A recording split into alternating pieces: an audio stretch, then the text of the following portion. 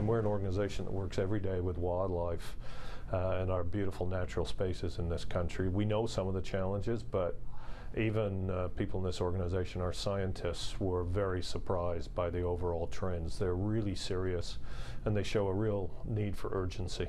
The Living Planet report by the World Wildlife Fund is said to be the most in-depth look at wildlife population data ever conducted in Canada.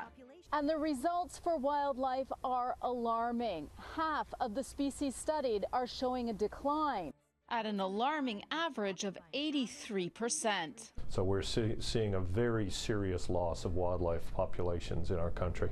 And losses are right across the board: mammals, amphibians, fish, and birds. Well, here in High Park, you may see some species that have been having difficulties with populations that continue to decline.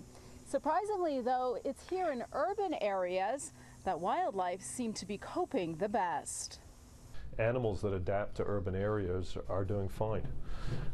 It's animals that can't adapt, or animals that are being impacted by industrial activities, pollution, or climate change that are struggling.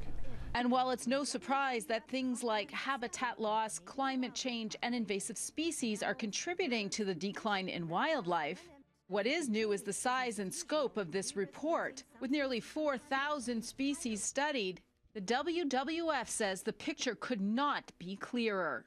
WWF, we're going to try and lead that charge to help chart a path to solve these problems.